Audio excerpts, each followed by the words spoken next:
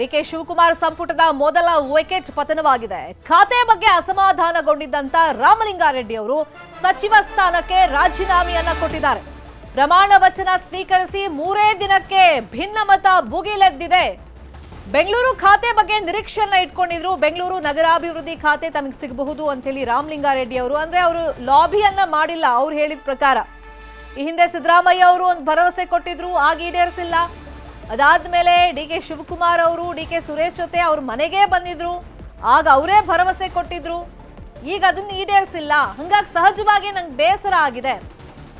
ತನಗೆ ಸಂಬಂಧ ಇಲ್ಲದ ಕೆಲಸ, ಗೊತ್ತಿಲ್ಲದ ಖಾತೆಯನ್ನ ಕೊಟ್ಟಿರೋದ್ರಿಂದ ನಾನು ಆತ್ಮಸಾಕ್ಷಿ ವಿರುದ್ಧವಾಗಿ ಕರ್ತವ್ಯ ಮಾಡಲ್ಲ, ಕೆಲಸ ಮಾಡಲ್ಲ, ನಂಗೆ ಸಚಿವ ಸ್ಥಾನನೇ ಬೇಡ, ನಾನು ಶಾಸಕನಾಗಿ ಮುಂದುವರಿತೀನಿ ಅಂತ ಹೇಳಿ ರಾಜೀನಾಮೆಯನ್ನ ಕೊಟ್ಟಿದ್ದಾರೆ. ಡಿಕೆ ಶಿವಕುಮಾರ್ ಸಂಪುಟದಲ್ಲಿ ಹಾಗಾದ್ರೆ ಭಿನ್ನಮತ ಶುರುವಾಯ್ತಾ? ಸಿಎಂ ಅಪರ ಮುಖ್ಯ ಕಾರ್ಯದರ್ಶಿಗೆ ಪತ್ರ ಸಲ್ಲಿಕೆ ಆಗಿದೆ. ತುಷಾರ್ ಗಿರಿನಾಥ್ಗೆ ರಾಜೀನಾಮೆ ಪತ್ರವನ್ನ ರವಾನೆ ಮಾಡಲಾಗಿದೆ. ಆಪ್ತ ಮಾವಳ್ಳಿ ಸತ್ಯ ಮೂಲಕ ರಾಜೀನಾಮೆ ಪತ್ರವನ್ನ ಕಳಿಸ್ಕೊಟ್ಟಿದ್ದಾರೆ. ಅದು ಅವ್ರ ಕೈ ಸೇರಿದೆ. ಈಗ ಇನ್ನೊಂದು ಕಡೆ ಸಿಎಂ ಹೇಳ್ತಾ ಇದ್ದಾರೆ, ನಾವು ಮನವೊಲಿಕೆಯನ್ನ ಮಾಡ್ತೀವಿ, ಅವ್ರು ನನ್ನ ಒಳ್ಳೆ ಸ್ನೇಹಿತರು, ಮನವೊಲಿಕೆ ಆಗುತ್ತೆ ಅಂತ ಹೇಳ್ತಿದ್ದಾರೆ. ಆದ್ರೆ ರಾಮಲಿಂಗಾರೆಡ್ಡಿ ಅವರು ಒಂದಿಷ್ಟು ಆರೋಪಗಳನ್ನ ಮಾಡಿ ಅಸಮಾಧಾನವನ್ನ ಹೊರಹಾಕಿ ಬೇಸರವನ್ನ ವ್ಯಕ್ತಪಡಿಸಿ ಸಚಿವ ಸ್ಥಾನಕ್ಕೆ ರಾಜೀನಾಮೆ ಕೊಟ್ಟಿದ್ದಾರೆ. ನನಗೆ ಕುಮಾರ್ ಅವ್ರನ್ನು ಕೂಡ ನಾನು ಮಂತ್ರಿ ಮಾಡ್ಕೊಳ್ಳಿ ಅಂತ ಕೇಳಲಿಲ್ಲ, ಅಥವಾ ಸಿದ್ದರಾಮಯ್ಯನವ್ರ ಹತ್ರ ಹೋಗಿ ನಾನು ಮಂತ್ರಿ ಮಾಡಲಿಲ್ಲ ಸೇರಿಸಿ ಅಂತ ಹೇಳಲಿಲ್ಲ, ಅಥವಾ ಹೈಕಮಾಂಡ್ಗೆ ಹೋಗಿ ನನ್ನ ಮಂತ್ರಿ ಮಾಡಿ ಅಂತ ನಾನೇನು ಕೇಳಿರಲಿಲ್ಲ.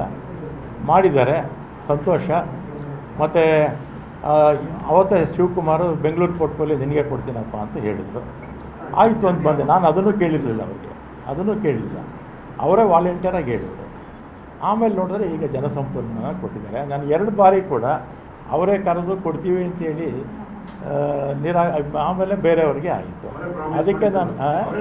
ಅದಕ್ಕೆ ನನಗೆ ಬೇಸರ ಆಗಿ ಈಗ ಆತ್ಮಸಾಕ್ಷಿ ವಿರುದ್ಧವಾಗಿ ಕೆಲಸ ಮಾಡೋಕ್ಕಾಗ್ತಿಲ್ಲ ಅಂಥೇಳಿ ಇವತ್ತು ನಾನು ರಾಜೀನಾಮೆ ಕೊಡ್ತಾ ಇದ್ದೀನಿ ಅಷ್ಟೇ.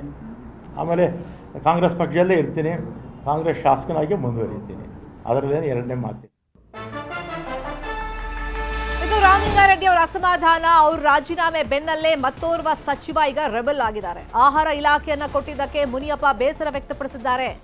ಹಿರಿತನವನ್ನ ಇಲ್ಲಿ ಪರಿಗಣಿಸಿಲ್ಲ ಅಂತ ಹೇಳಿ ಸಚಿವ ಮುನಿಯಪ್ಪ ಬೇಸರವನ್ನ ವ್ಯಕ್ತಪಡಿಸಿದ್ದಾರೆ. 8 ಬಾರಿ ಗೆದ್ದಿದ್ದೀನಿ, ಖಾತೆ ಹಂಚಿಕೆಯಲ್ಲಿ ಬೇರೆ ನಿರೀಕ್ಷಣೆ ಇತ್ತು, ಆದ್ರೆ ಹಿಂದೆ ನಿಭಾಯಿಸಿದಂತ ಖಾತೆನೆ ಮತ್ತೆ ಕೊಟ್ಟಿದ್ದಾರೆ.